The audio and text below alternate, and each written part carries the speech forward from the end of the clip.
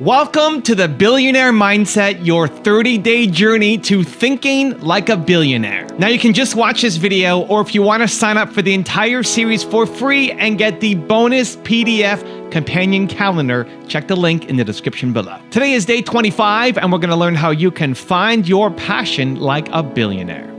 Enjoy.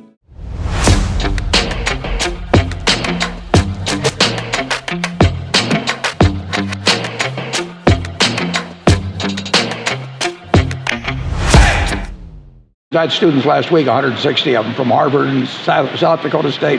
I just tell them, try to find your passion. And, may not find it the first time, but, don't sleepwalk through life. Find something that you really enjoy doing if you can do it. And, not everybody's lucky enough to be able to find that, but it ought to be your goal. To make $10 a week more doing something that you don't feel good about, compared to something you'd feel good about, make the change. Bill said something that I thought was really interesting. He said, the thing you do obsessively between age 13 and 18, that's the thing you have the most chance of being world class at. Yeah. Bill said his one thing was coding. What was your one obsessive thing? I was pretty interested in investments. No, Bill and I, his father, many years ago, right after we met, had us a group of about 20 write down on a sheet of paper one word that they thought accounted for their success. And Bill and I, who may have only met twice, didn't know what the other one was writing down. We both wrote down the same word, which was focus. And he was focused on software, I was focused on investments. And it gave me a big advantage to start very young. There's no question about it.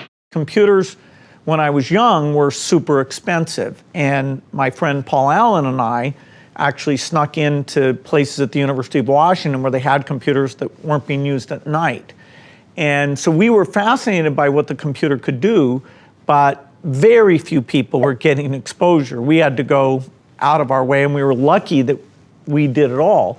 And so then when the idea of moving the computer onto a chip that Intel would make, and that would make the computer literally millions of times cheaper than the ones we were using, so both more powerful and available to people on a personal level, then the idea of, okay, it would be very different. The software you needed, the way the industry would work. We were super lucky to be there when that was happening. So what did your family think? Did they say there's something wrong with this young man? He wants to just do computers? They knew I was obsessed with computers, that I would skip athletics, that I'd go in overnight, that I'd leave the house sometimes when they prefer I wouldn't go work at night on these things. And so it was kind of considered a little strange.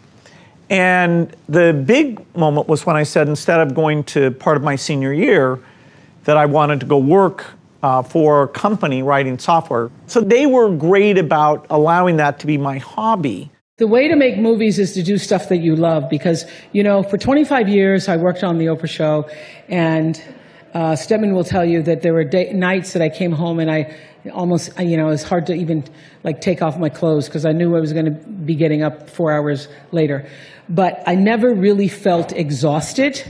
I felt exhausted, but I never felt depleted. So do the work that comes straight from the soul of you, from your background, from stories that you've grown up with, from stories that bring you passion, from stories that you not just yearn to tell, but that if you don't tell them, they won't get told. And when you are operating, the single greatest wisdom I think I've ever received, other than when people show you who they are, is that the key to fulfillment, success, happiness, contentment in life is when you align your personality with what your soul actually came to do. I believe everybody has a soul and has, their own personal spiritual energy. So when you can use your personality to serve whatever that thing is, you can't help but be successful. So if you do films that come from the interior of your soul, you do work, you do art that comes from the interior of you, you cannot miss. It's only when you're doing stuff that you think might make money, you think it may be a hit, or you think it may bring you some level of attention or success. That isn't what does it. I would have to say that all of the great wonderful experiences of my life that have brought me to this moment have come from working from the interior of myself. And so that's why it feels so authentic, because it actually is. So when you do that, you'll win. What advice would you give someone who's wondering, like, how do I find my passion and how do I pull on these threads and where are they going to lead to? Help us understand how you got started and how they should think about it. Well, I think, I mean, most people listening to this show know what their passion is, and it could be a hobby, it could be, they could love reading, they could love playing tennis, they'll have passions. And if you have a passion, it makes sense to spend a lot of your life involved in that passion. And quite often you can turn your passion into a business. You can see that maybe there's some aspect of your passion that people are not doing that well, and you can say, screw it, I could do it better. And I think if you spend your life with your eyes open, looking for things that frustrate you, looking for gaps in the market, that's all the business is. It's fulfilling that, filling in a gap and doing it better than it's been done by anybody else.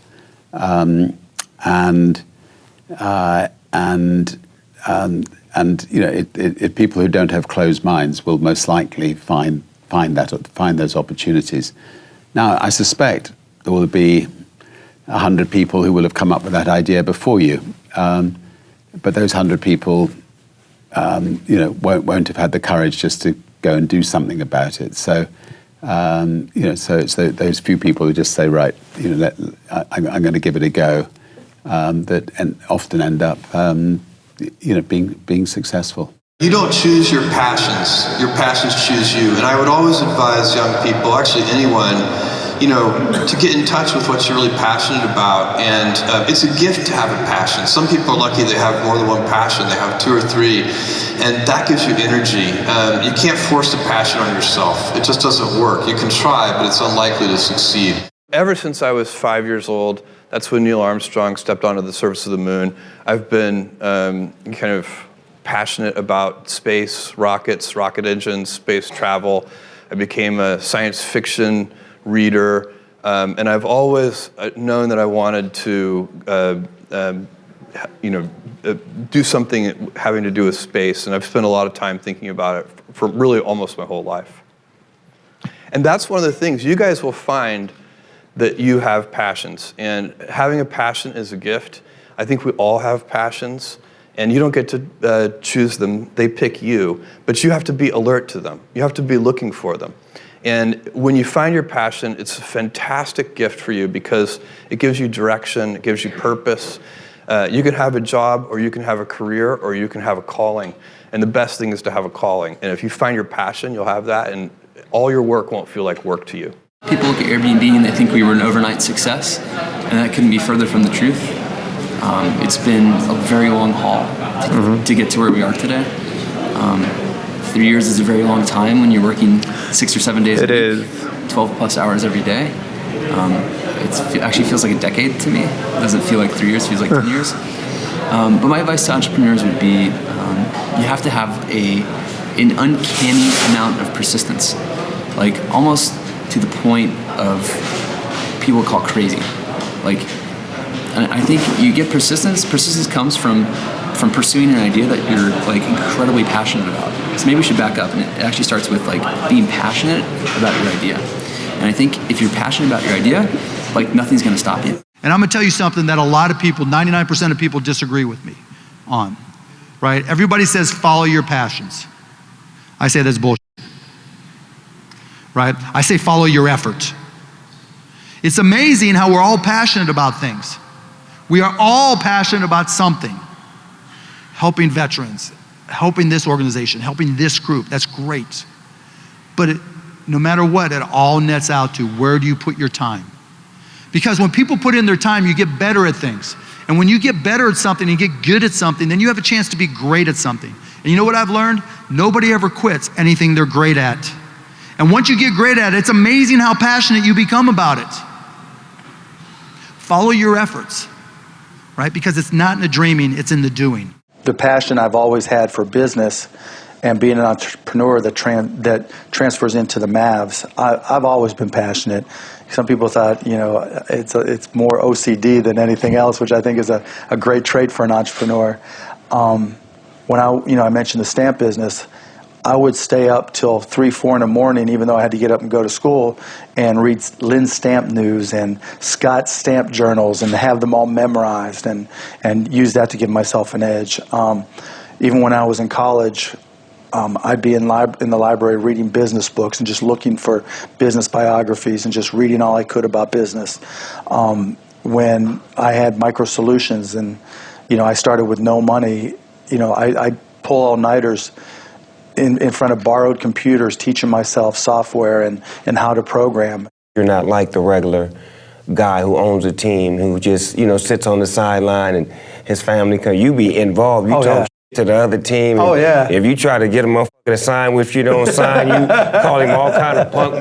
You didn't sign with me. I'm like, Mark Cuban is on the front with this shit. Oh, yeah. Some of them talk back, too. I love it. I just didn't care. Look, you know, I've been a basketball junkie my entire life, since I've been 5 years old.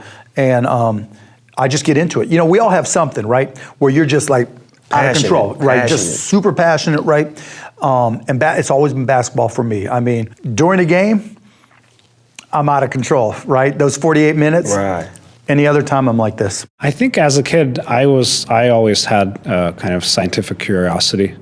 I was always interested in mathematics, and I always enjoyed doing math problems. And in fact, my undergrad, I had a degree in both math and computer science. And I think eventually I was really inspired by computers because of the amazing power that they give you. I mean, today's PCs do 1 billion operations per second. I mean, it's almost inconceivable. And I think that was the most inspiring thing to me, how you could leverage that to actually produce something that was, you know, that was useful beyond video games and things like that. Eventually, I went on to join the PhD program in computer science at Stanford. And it was purely, you know, the interest of what can you do with all of the world's information now that it's online. That interest spawned Google, and that was together with Larry Page, who's my co-founder and partner. I would say and continue to encourage folks in just the next generation of entrepreneurs to be able to really think deeply about the problems that you want to solve, be passionate about it, and figure out creative solutions in an interdisciplinary capacity to solving problems. Like in this case, we really had to take a blank slate approach about thinking about how you would solve something, like throw out the legacy approaches and how would you do it to be able to have the best possible solution. In our case, it ended up taking, 8 years, from end to end to go through the whole development cycle of this, and we had to bring on a couple hundred highly specialized engineers to build out these different components. And of course, a significant capital investment of, $250 million that we've put into through this development to be able to get to this stage and now be in this position. So, it's a journey, but you have to build it step by step. Continue to encourage people to create. There's a lot of, we were living in the age of consumerism, but I have a huge amount of respect for creators, whatever it may be. And ultimately, some things are just really interesting on their own. Some things are meant to be, businesses. In this case, we went all in on this and exciting to be out there with it. Hey, you ever felt like lost? Not knowing where you're going, what you're doing, or why you're doing it.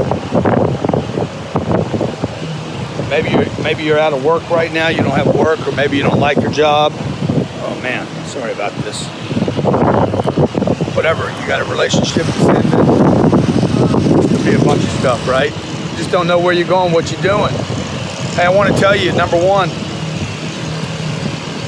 I'm married, kids, would appear to have it all together. Got 5 companies that I show up for every day.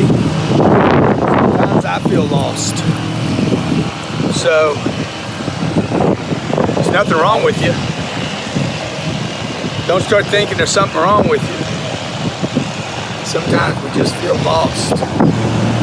So what I do when I feel like this By the way, it's only hit me like, I don't know how many times in my life I felt like this. Tens of thousands.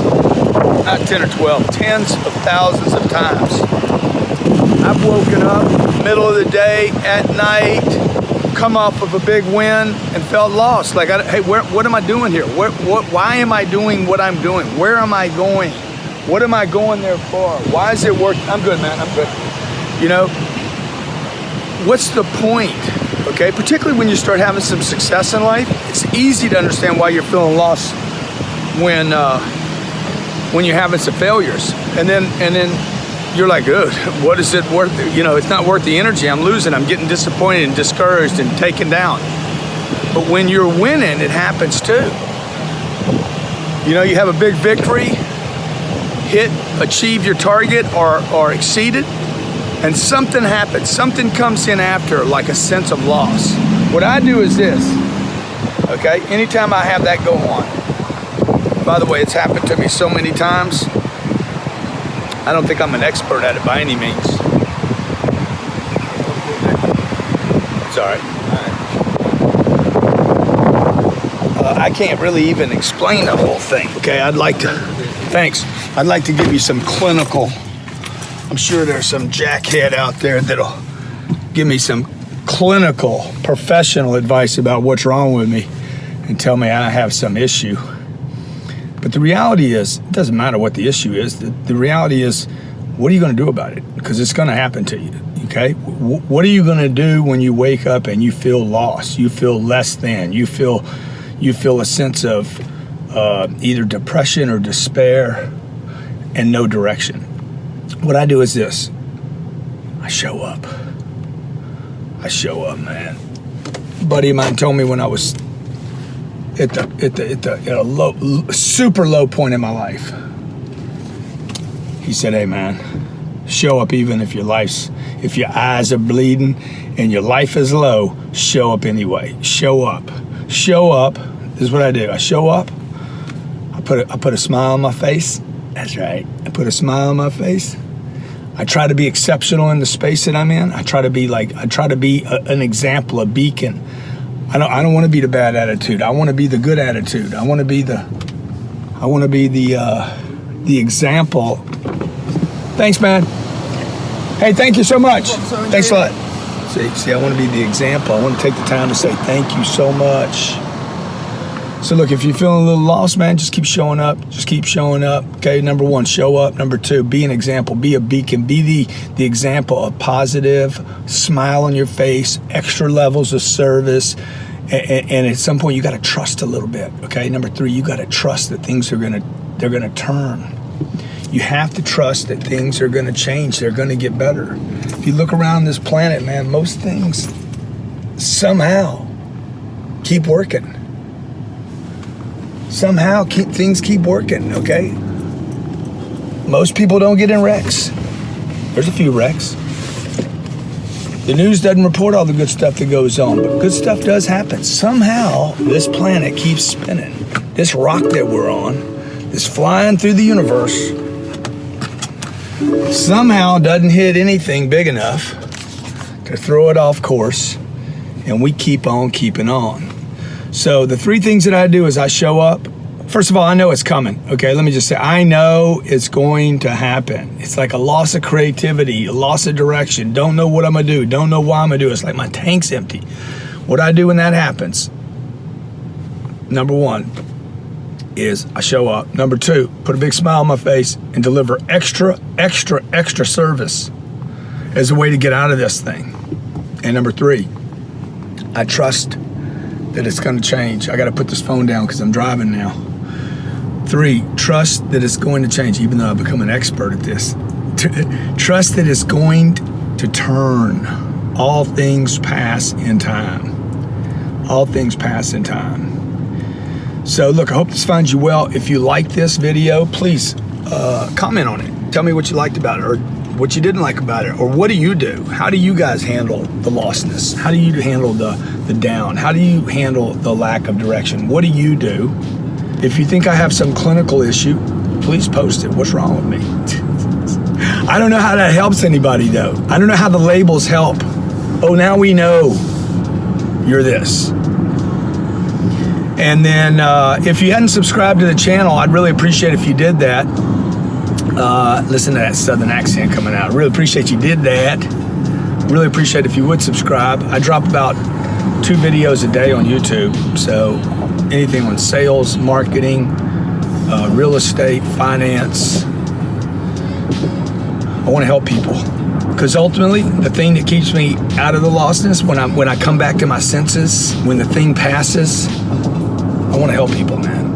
The number one thing that gets me out of the funk is I want to help people. When I help people, everything changes for me. It's like this miracle, this gift, this secret that the gods bestowed on us.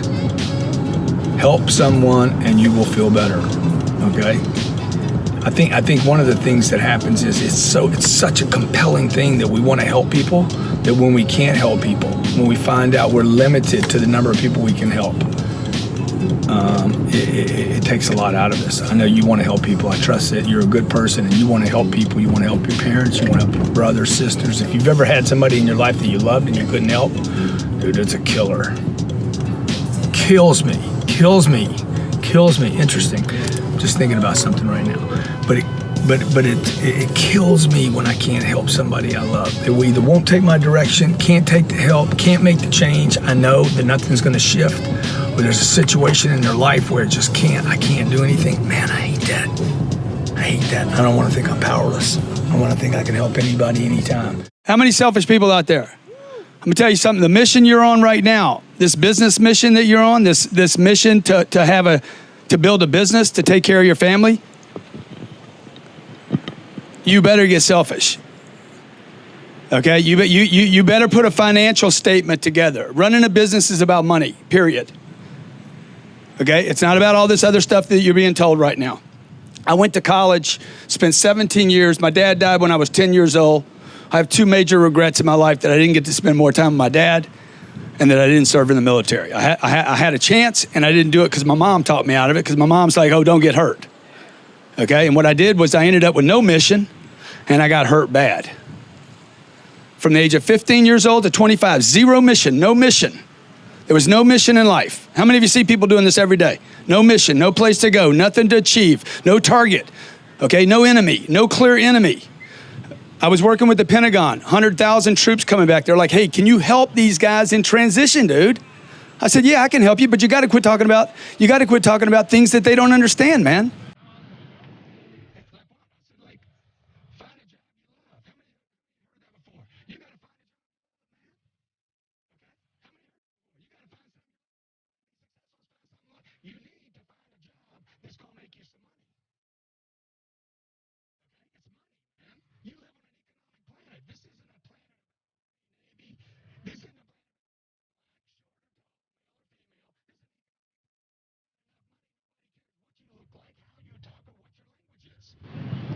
This is what they didn't teach you in school. This is the only reason I went to school. I wanted money. 64% of all businesses in America break even or lose money. Listen to what I'm telling you right now. 64% of every business in America, there's 28 million of them, break even or lose money. And it doesn't matter if the economy's good or bad. They break even or lose money. Here's the freaking phenomenal thing, okay? Break even shouldn't be a category. Who would make break even a category? Breaking even is losing. If I told you that you're gonna put a bunch of resources, a bunch of time, you're gonna work your ass off every day, you're not gonna see your wife and your kids most of the time, you're gonna be terrified every second of every day to break even, what would you say? Look, if you don't have your thing, whatever it is, the job, the money, the girl, your goals, your dreams, you gotta leave where you are. You can't win a mission from home. We don't win wars at home. You understand? You gotta go someplace. My daddy gave me a 25 cents. I had a twin brother. And my dad died when I was 10. I was about 8 years old. My dad gives me and my twin brother a quarter. This is years ago. This is when you could walk down the street as a kid Your parents could let you leave the house and go to the store by yourself, and you know the parents wouldn't get arrested for neglect. Y'all remember that? You go barefooted too, right? So here me and my brother walk into the grocery store, man. Dude, I got a quarter. I'm a baller. I got my first quarter that I get to do whatever the hell I want to do with my quarter, okay? See, I wanted to be my daddy. You know why? Because my daddy had control. My daddy had control. You know why my daddy had control? Because he had the money. He decided where we went, how long we stayed, what we did, who we went and talked to, right? Everybody with me? I didn't want money for money, man. I wanted it for the control. So I'm rolling to the store with my quarter. I'm all excited about my quarter. I'm like, damn, what am I going to do with it, man? Okay, I'm loving my quarter, man. Okay, I pull the quarter out of my pocket. It flies up in the air and falls in one of those big manholes. I'm talking about one of them giant manholes, you know, where the gaps back before the government got involved, and you could slip your whole leg down it.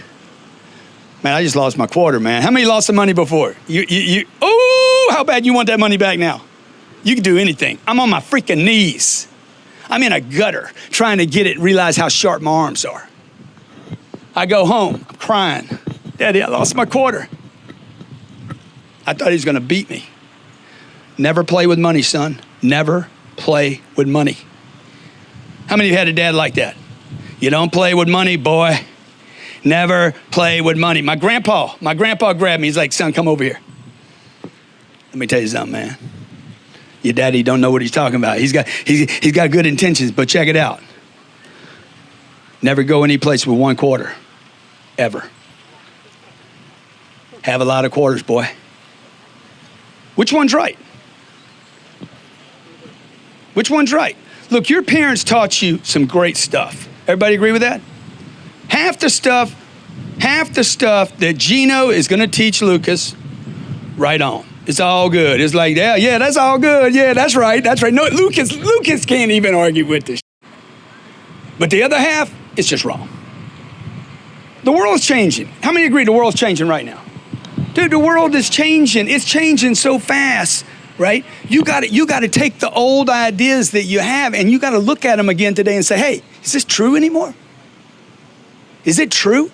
What am I doing? What are me and the wife doing? What business are we building? Do I need to work for myself? Do I really? Or do I need to find the right vehicle that can go far enough, long enough, provide enough revenue for the right people and get to the top of the food chain? Maybe you need to do your own deal. I don't know. I don't think about being the owner of a business. At the end of the month, I start looking at these. I get a bank balance every day. Every single day, I look at my money. Every day. If you're not looking at your money every day, you're not going to have anybody's money. You're not going to have money worth looking at. Man, if you can count it, you ain't got enough. You need to be looking at those accounts every day. You don't want to look because there's nothing there.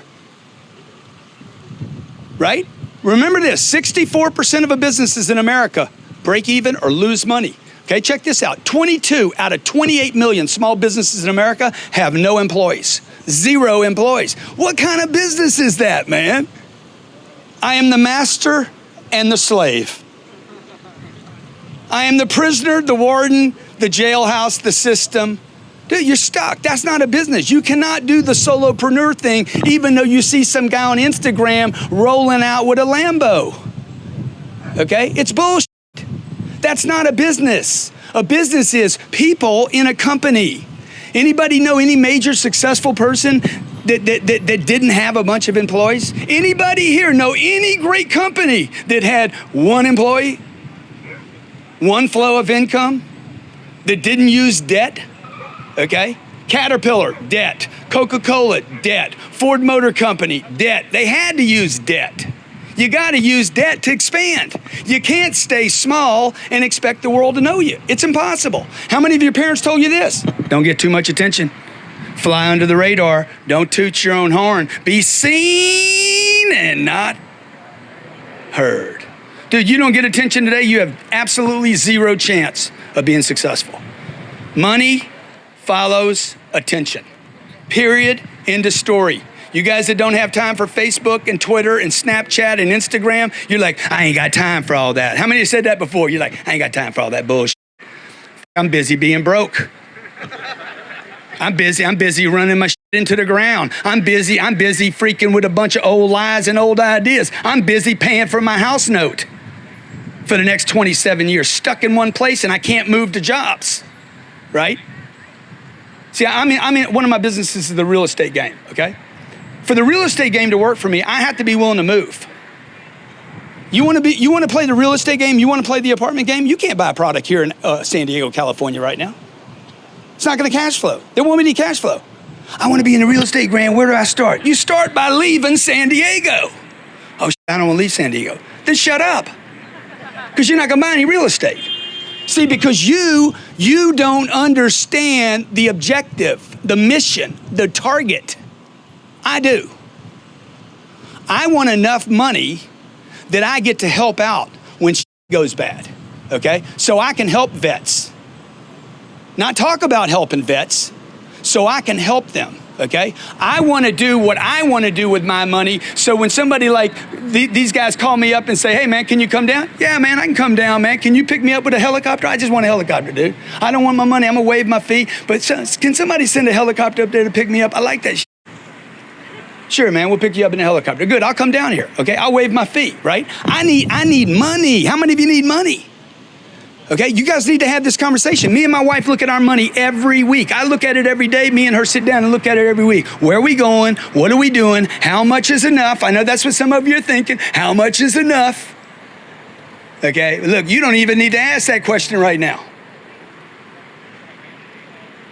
Why are you going to ask that question? That's like, how would it feel to win a Super Bowl? That's stupid, man. Right? How many heard this before? Money won't make you happy. How many heard that before? You were told that. By who? People that don't have money.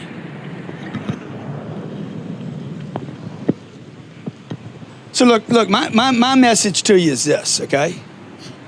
Right now, Miami's getting clobbered.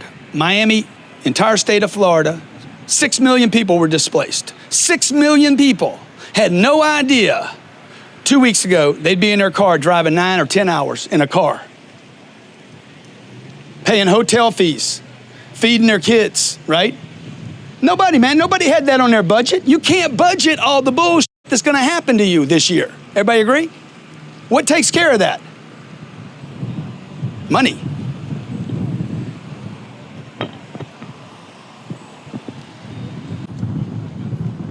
See, you got to get re-educated. Got to get re-educated, okay? So a couple things I want to leave you with. Number one, if you go to cardoneuniversity.com/vets, that's free, okay? cardoneuniversity.com/vets. It's free to vets. We've had about 8,000 people go through this program. It's completely free. This is a program that we sell for $40,000 and $50,000 to companies. I sell millions of dollars of it every year. It's free to you guys for serving. I want to thank you from the bottom of my heart for serving. Thank you so much for serving. Number one, because you provide for freedom for me that like we take for granted every day. And number two, because I didn't serve, man. I'm like, damn, man. I sure wish I'd have played over there with y'all. Okay. Second thing I want to leave you with is this, okay? If I can help you on this new mission, the new mission, by the way, this mission is going to be way harder than whatever tour you did over there. You don't know who the enemy is, right? Okay, I'm going to tell you the number one enemy for you is complacency. It's not ISIS. It's your neighbor, man. So you guys make it, it's a damn weather here.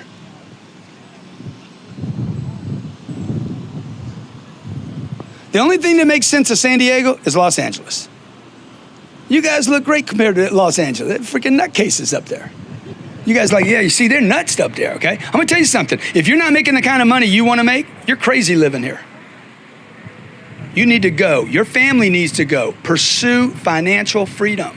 It is for everyone, folks. It is for everyone. I don't care if you're 20 years old, 40 years old, 60 years old, 80 years old. Okay? Today, there's technology today. Nobody knows how old you are.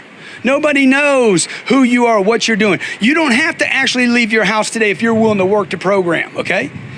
You guys that don't have time for the Instagram and the Facebook and the YouTuber, okay? How many of you met me on YouTube? You ran into me on a YouTube, okay? Exactly. You're like, dude, who is this dude? Right? How many of you seen me on Snapchat before? Okay, some of you are like, what is Snapchat? This old man right here, he's like, Snapchat? Is that a cookie? Okay? The average person on Snapchat is about 14 and a half years old. Probably 15% of my revenue comes from Snapchat. When my entire office of millennials say, your audience is not on Snapchat, Grant. Your audience is not on Snapchat. I said, good, but there is an audience there, right? Everybody agree? Right? People, there's people. Who's got my money? Who's got my money? Okay? We started a fund about, October, November? Okay? I got people 14 years old turning me on to their parents, and they're giving me $1 million to be part of a real estate fund. Kid introduces me to the parents do research on Facebook or YouTube, then they go Google search my name, they read one of my books. Dude, the guy's legit. He worked for Toyota and General Motors, he's worked with the Pentagon, he worked with Sprint, all these companies. I want to invest in his fund, okay? Look, I don't know where it's going to come from. How many of you don't know where it's going to come from? I know this, it ain't going to come from me. I don't have any money. I got to go get my money. I got to show up in San Diego. I got to get attention, okay? I got to make the main thing, folks. It's called the top line of your household. Okay, I'm going to leave you with one last thing. Look up the word economy in a dictionary. Look it up. It means the management of a household. The management of a household. You don't need to go get an economics class to manage your household. You need one thing, income. Now I've got some special bonus clips that I think you're going to enjoy. But before that, it's time for the Billionaire Mindset question of the day. I want to know, what was your single biggest takeaway from this video and your plan of action for the next week? Also, if you've already got your Billionaire Mindset Companion PDF calendar, get ready for another amazing video tomorrow. Or if you don't have it yet, you can get it for free in the first line of the description below. And if you're enjoying this Billionaire Mindset series, give me a hashtag Billionaire Mindset in the comments below so I can celebrate you. There's a reason why in my videos I say you have Michael Jordan level talent. I believe it, it's true. You have Michael Jordan level talent at something. You are the best, the absolute best at something in the world. Most people, either one, don't believe it. They don't believe that they're world class at something. Or two, they found the thing that they could be world class at, but they don't have enough guts to chase it down. They don't believe in themselves enough to chase it down. Here's the thing. You need to first explore. You need to explore. You got to search. You got to say yes. You got to try things. You don't know that Tim Hortons is your favorite coffee cup until you've tried it, right? You don't know that sushi is your favorite food until you've tried it. Sushi doesn't make sense, right? This is how we think. Our logical brain starts to analyze things, and because it doesn't make sense, we don't try it. Sushi doesn't make sense. You're going to take raw fish, mix it with rice, put seaweed around it, and then eat it. That sounds nasty, right?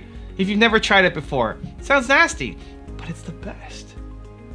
A lot of the things that you might be great at, you are judging, you are dismissing because it doesn't make logical sense. You don't need to wrap your head around it. You need to wrap your heart around it. You have to feel it. You have to say yes and be willing to try it at least once. If you don't know what you're great at, you have to say yes and try things. And you pay attention to the feeling. The most important thing is you pay attention to the feeling. How did it make you feel? You might not be great at it. I expect not to get results at the beginning of anything, especially if it's a new skill you're learning, right? Expect to suck at the beginning. You're gonna suck. It's okay, it's normal. But how does it make you feel? Does it energize you? Do you wanna come back and do it again? And so for me, in helping entrepreneurs, I had my first speaking gig in Canada at a local YMCA. And I just sold my business, young entrepreneur success story. I was 22 years old, and I'm speaking at the YMCA, and they book off this big room for me, and they have an entrepreneurship program, and they say, hey, can you come and speak to our entrepreneurs? Yes. You know, I'm pumped. I don't know what to do next with my life anyway, because I just sold my company, and I want to get back and help. So yes, let me come and do it. And I prepare for 2 weeks making my presentation, and they're promoting it to their audience for 2 weeks. And then I get to the building, and my palms are a little bit sweaty, and I'm nervous, my heart's beating, and get up the elevator, walk to the door, and my heart stops for a second because I look into this big room and only 3 people showed up. 3 people to a free event.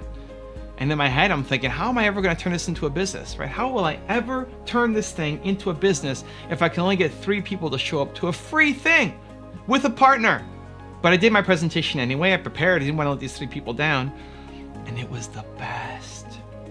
It filled me up so much knowing that I helped these 3 people out. I can't tell you how great I felt. And then we went to the coffee shop after and continued talking throughout the rest of the night.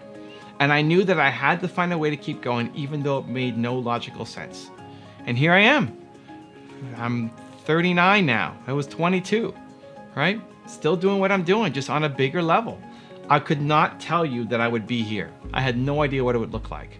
You need to wrap your heart around it. You need to try. You need to first start by believing that you have Michael Jordan level talent at something, that you can be the greatest in the world at something. You can be it. And whatever lifts you up on a daily basis, you need to believe it. You need to understand. You need to see it every day, because a one-off day is not enough. And if that means you're watching one of these videos, is why I made this channel. If this video helps you, great, subscribe and watch the other videos. Or if it's somebody's podcast, or doing an act of kindness and holding the door for somebody, or listening to an audio, or reading the book, something, anything, whatever makes you feel like you believe in yourself and your abilities, even though your ideas are really weirdly different compared to what your family wants you to do, right? Chances are the thing that you are Michael Jordan at is not what your family wants you to do. Because your parents probably aren't Michael Jordan at what they did, right? They settled. And their advice, therefore, is to have you settle as well. No. Not gonna fly. I got Michael Jordan level talent at something, I'm gonna figure it out. And so whatever gets you into that mindset of believing it, you need to be around daily. You need it. You need it part of your morning routine. Whatever that thing is has to be in your morning routine, because if you wake up and did the thing that made you feel confident, made you feel bold, made you feel alive every single day, man, your life is going to be dramatically different. It just will. There's no chance you're the same person in a year. There's no chance you're in the same situation in a year. No chance. Not if you wake up and felt bold, did the thing that made you feel bold. You won't wake up and naturally feel bold. You have to inject something in. What is the thing that makes you feel bold, and doing that every single morning? It will change your life. And then when you find the thing that you have potential at, that energizes you, that you love, you go all in on it. You spend more time doing it. You invest in yourself to potentially become the best in the world. I wasn't a natural speaker. I wasn't a great speaker. It took me 6,000 videos to get to where I'm at right now. A lot of speaking, a lot of practicing, a lot of coaching. You can get great at anything. It's just a skill set. You can learn any skill set, but the thing that will give you the drive to learn the skill set to be the best is the love of the game, of the craft, of the thing. And it all starts from you deciding that you are Michael Jordan at something. Finding your why doesn't have to be hard. It doesn't have to be something that you spend years meditating on or contemplating or journaling. It doesn't have to be something that you go and hire somebody and pay them thousands and thousands of dollars to figure out. Finding your why does not have to be hard, but it's one of the most important things that you do, because if you don't figure out what your why is, you will spend the rest of your life wandering in circles, knowing that you're capable of more and not actually getting to the core of what you were all about. So this is why I wrote Built to Serve. If you haven't picked up Built to Serve, it's a pretty affordable book that will walk you through the process. But as I was going through my tour last year in the US, it was the #1 question that I kept getting over and over and over and over again is, what is my why? How do I find my purpose? How do I find my passion? One kind of variation of those things, right? How do I know what I'm supposed to be doing? Even if you don't pick up the book, let me break it down and make it super easy for you. Your purpose, your why, comes from your pain. Whatever you struggled the most with as a human being is the thing that you want to help other people with. I call it the book Built to Serve, because you're built to serve. Because you want to serve, because you want to wake up every day and you want to feel like today matters. I'm waking up today in the snow here in Toronto. Look at that snow. In the car, filming videos for you. And I feel like this video matters. I feel like the work that I do matters. And I'm gonna create some content today that's gonna go on YouTube and be cut up for Instagram and other channels. And I feel like it matters, even though I'm just by myself in this empty car, just making a video, right? I feel like it matters. And that's what we're all looking for. You wanna feel like what you do matters. You wanna feel like today counts. And too often, we feel like it doesn't. Too often you wake up and you think, nobody cares if I show up today. Nobody cares if I make a piece of content today, if I create a piece of art today, if I make a phone call today, like nobody cares. And that's the problem. That's why we stay stuck. That's why we don't get the momentum that we need. And so you want to feel like what you do matters. And what matters to you will come from helping other people who currently are who you used to be. So think about who you used to be and what you struggled with, right? Your purpose comes from your pain. Think about the most painful moment in your life, emotional pain. You felt the most worthless, rejected, just no value as a human being. For me, I'm going back to 19-year-old Evan.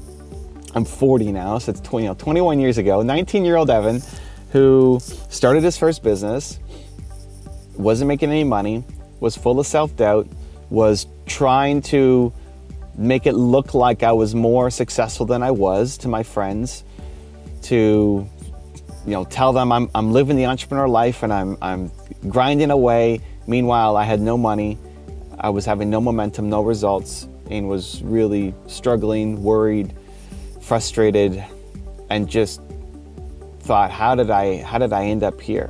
Where every place where I knew that I applied myself, I would get results and have success.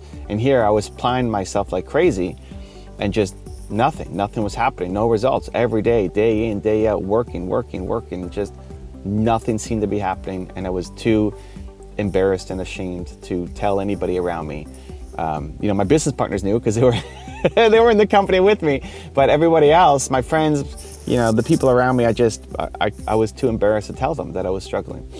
That's the lowest of the low in the life of Evan Carmichael, especially when I decided to quit on my business partner for one day and woke up the next day and thought, I can't quit yet. But that one day was just the culmination of all the negative, all the frustration, it felt like it was just weighing down on me every day, another day with no results. It just kept crushing me down. That was the worst moment in my life. That was the worst period of my life.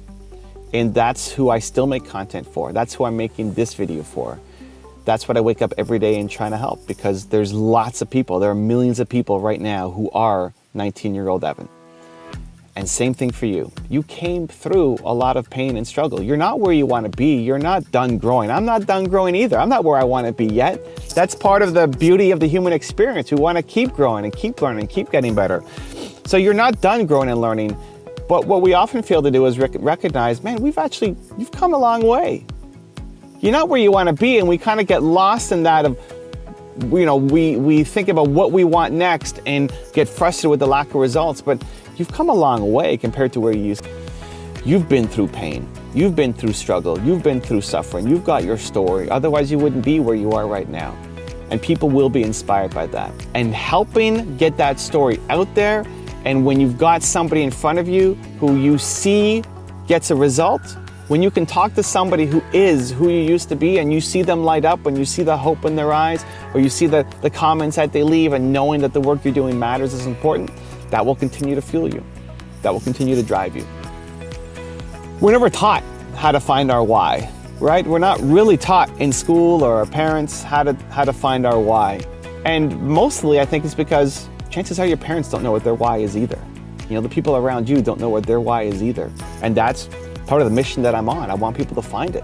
I think you've got that Michael Jordan level genius at something. I think you want to serve. I think you've got greater capabilities than what's inside you right now. I think you know that. I think you know that you could do more than what you're doing right now. And you can be bigger, and you can have more money, more income, a bigger business, but not for the ego, to serve, to help, to change people's lives. I know that you feel that. And so the path is through finding your why. And your why is your purpose, and your purpose comes from your pain. So that's a quick summary, it's a quick overview. Built to Serve goes through a lot more detail, but finding your why is one of the most important exercises I think you can ever do as a human. If you feel like you're capable of more, and that this is not where you want to end up, you have to find your why. Let's start with this. Purpose is not passion. They're related, but they're not the same thing. Passion is also not that hard to figure out. Neither is purpose. People just have not been given the right tools. So let's simplify it for you today. And if you're someone who's struggling to figure out what your purpose and your passion are, this video is going to be insanely helpful for you. I have a who, why, how process. Who is your most important core value? We're not going to dive into that in this video, but the next two are your why and your how. Your why is your purpose and your how is your passion. So let's start with purpose. Your purpose is your why. Your purpose comes from your pain. Your purpose is whatever the thing you struggled with the most in life. Think back to the most painful moment in your life. What was it? What was happening? What was around you? What was that moment? For positive, entrepreneur, optimistic people, this actually might be a challenge. For me, it was a challenge because I don't want to think about the bad past. I don't want to think about what happened to me. I'm focused on what I'm doing now and going forward, not rearview mirror stuff. What happened back then doesn't matter, except it does. Because the thing that will fill you up the most is helping people who are currently going through the thing that you struggled with the most. So whatever was the most painful moment in your life, from when you're born until right now, that you can remember, not physical pain, psychological pain, mental pain, the thing that made you feel terrible. What was that thing? Your purpose is to help other people who are feeling that right now. And so imagine who you are now and imagine who you used to be, whether that's a year ago, 5 years ago, 10 years ago. Go back to whoever that person was. Let's just say it's 5 years ago. Great. The person you are now can help the person who you were 5 years ago. You may not have all the answers. You're still on your path. You don't know everything, but you've grown. You've come out of the hole. You're better than you were 5 years ago. Talk to the person you were 5 years ago. Helping that person is your purpose. You've climbed up the staircase, right? You've grown. There's still a lot more stairs to grow. You don't want the staircase to end. That staircase is your growth, is your professional and personal development for life. You want to keep climbing. And every time you take a step, what you want to do is reach down and help somebody else up. But you can only help people to the extent that you've grown. If you've taken 8 steps on the staircase, that's all you can help people up to get to step number 8. If you get to 20, you can help people more. So we want to keep growing, keep climbing those stairs, and then keep reaching back and pulling people up and giving them a hand. That's your purpose for life. You'll like serving people and helping people, and it's tied to your core value, your who, your one word. We're not talking about it much in this video, but you'll just like helping people because service is hardwired into our brain. Helping people is hardwired to your brain. It has a similar impact on your brain as food and sex. It's hardwired. You'll like it. You want to help people. You want to serve. But who you serve will be different. It'll have a different impact. I love helping people in general, but if you're an entrepreneur, that's something extra special. There's so many great causes in the world. There's so many great causes. Why this instead of this? Because you have an emotional connection to it, an emotional attachment to it. Why? Because you went through it.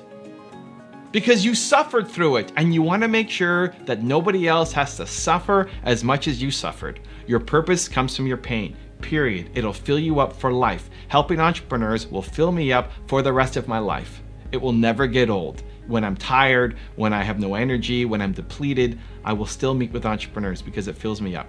Your purpose comes from your pain. You have to find it. Now let's talk about passion. So your passion is your how. Your passion is the things that you're doing, how you're going to actually execute against your why, execute against your purpose. What are you doing? It's great that you believe in entrepreneurs, amazing, but what are you going to do? How are you going to go about doing it? So for me, it's making videos. For me, it's doing speaking gigs. For me, it's writing books. For me, it's helping people one-on-one. For me, it's doing events, right? That's my how. But that will evolve, that will change. Right? I started doing this helping entrepreneur thing when I was 22 years old. And that started just by doing speaking. And then it became my website. And I had 100,000 plus pages of content. And then I shut the thing down overnight and I focused on YouTube. And it's been a 10-year plus journey on YouTube. And maybe in 10 years that's gone and I'm doing something totally different. I don't know, the how will change a lot.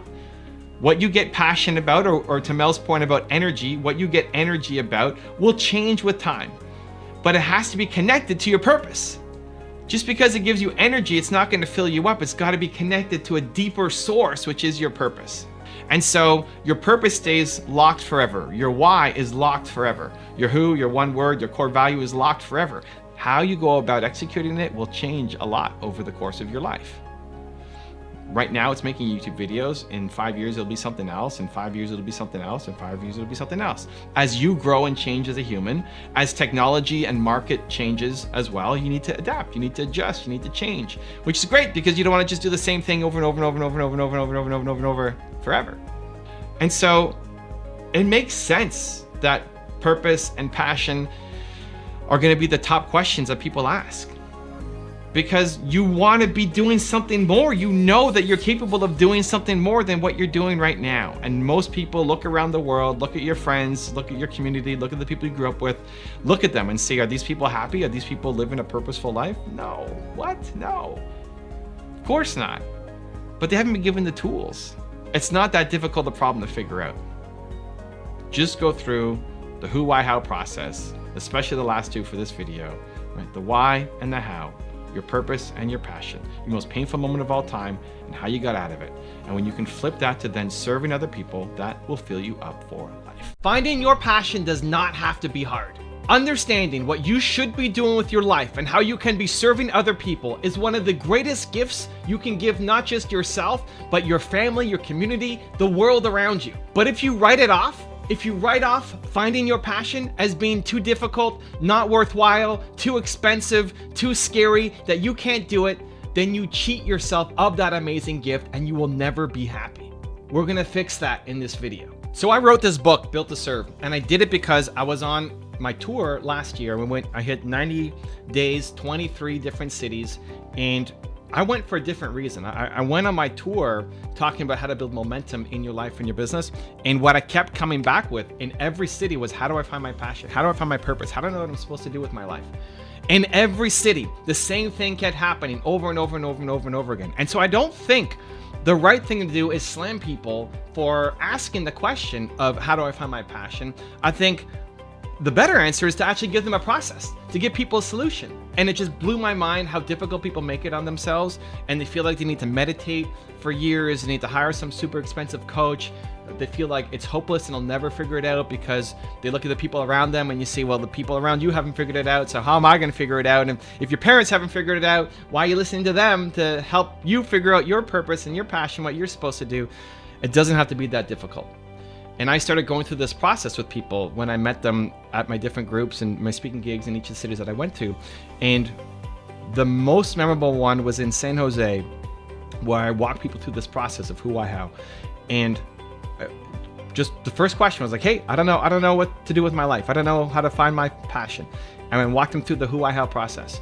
And then that person started crying and in a great way, like, wow, finally having some clarity. And then the rest of the Q&A basically was me doing the same thing for the people. Who I have, who I have, who I have, who I have, who I have, who I have. And now people have clarity and momentum where they didn't have it before. And so it's why I wrote the book. It's why I'm making videos like this. It's because I want to share the process with you so that you can find your clarity, you can find your passion, you can find your purpose, and turn it into something that builds a happy life for you and for the people around you for the rest of your life. It's one of the most important things. If you figure this out, understand that this will never get old. Finding your passion, finding your purpose, those two things will never get old. You'll love doing those things for the rest of your life. So I talked about, there's a 3-step process, who, why, how. I'm gonna walk you through it right now. It starts with who. So who is your one word most important core value. When you figure this out, it gives you so much clarity over who you are to allow you to make better decisions moving forward. So my who is believe. My most important core value is believe. And understanding that allows me to be around people who also believe. Right? If you're trying to get into a relationship, or you're trying to hire somebody for your team, or you're trying to manage somebody who's already on your team, or you want to attract suppliers or customers or investors, core values is the thing that keeps people together. And we talk about it a lot in corporate world and your list of 13 core values. Nobody lived, they don't even know what those 13 core values are. No CEO knows off by heart what their core values are. And that if you don't know what your core values are, then you're not living them. So forget the 13. One, what's your single most important core value? Mine is believe. Yours might be care, or freedom, or creativity, or structure, or discipline, right? I mean, somebody who values security as their most important core value versus somebody who values creativity and freedom, right? Those are how you manage and interact with that person is gonna be very different. You can't push the person who values security on freedom and creativity, right? And somebody who values creativity as their most important doesn't want to be boxed in by security. And so when you understand what your most important core value is, and so think about what movies you like, the people that you love, the lessons that you learn from your favorite teacher, all of this, or just spend some time thinking about what is my most important core value. You have to pick one over everything else. Don't worry about being the perfect one yet. Just if you have to pick one. This exercise is in the book that walk you through it in a lot more detail, but one core value. Understanding that gives you clarity for the rest of your, that will never change. I'm believe for life. If anything, just more and more believe, right? Step 2 is figuring out your why. Your why is something Simon preaches, right? Start with why. Your why is your purpose. Your purpose comes from your pain. This is what I think Simon missed in his TED Talk. Your purpose comes from your pain. Your purpose for the rest of your life is helping people who currently are what you used to be. There's lots of people who currently are who you used to be. Whatever you struggled with, think about the lowest moment as a human in your life. What was that? What were you doing? What were you faced with? Emotionally bankrupt. Like, when was that moment? You felt worthless as a person. What was that moment? What happened? There's lots of people who currently are that. And you going back and helping them, teaching them, giving them hope, motivation, guidance is the thing that will lift you up for the rest of your life. So again, that gives you massive clarity. And then the how is the last step. And the how is, how did you get out of the hole? So I love helping entrepreneurs. My why is helping entrepreneurs because I've struggled so much as an entrepreneur. Why am I still doing this? How do I still have energy? It's 20 years now of helping entrepreneurs. It's crazy. The YouTube channel for 11 years. Why? Why still go? Why still make so many videos every day? Why have 12 different channels? Oh, this side. Why have all these channels? Why? It's my why propels me forward. My purpose demands it. The how, for me, of getting out of that hole that I was in was modeling success. I looked at Bill Gates and how he started Microsoft, and I learned those strategies and applied it to my company. The how becomes your passion, be able to teach people how to get out of it. Teaching people how to get out of the hole that they are in, that you used to be in, is your passion. It's not that challenging to figure out. How you execute it may change with years, right? So right now I'm doing YouTube. When I first found this, YouTube wasn't even around. So I did speeches and seminars, and then that became YouTube, and now then it became books, and in 20 years is going to be VR and some other technology. Awesome. But that's something that will serve me for life. I'll be 95 years old, sitting in a senior's home or in a wheelchair, or maybe by that time we'll be advanced in technology. I'll still be, running around.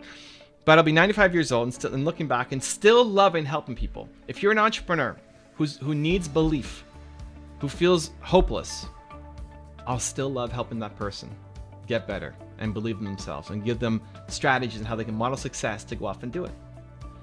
And so this is the gift that I want. It's why I wrote the book, right? If you don't have it yet, you can check it out. There's probably a link somewhere in the description below, or just go to evancarmichael.com or Amazon. You can find it. I want people to find their purpose. I want people to find their passion. It's a much more fulfilling life for you, for your family, for the people around you. And it's not that difficult a process to go through. It frustrates me when people are making it seem a lot more complex than it has to be. And when you get that clarity for your life, for the rest of your life, I think it's the most valuable gift that you can give to yourself and the people around you.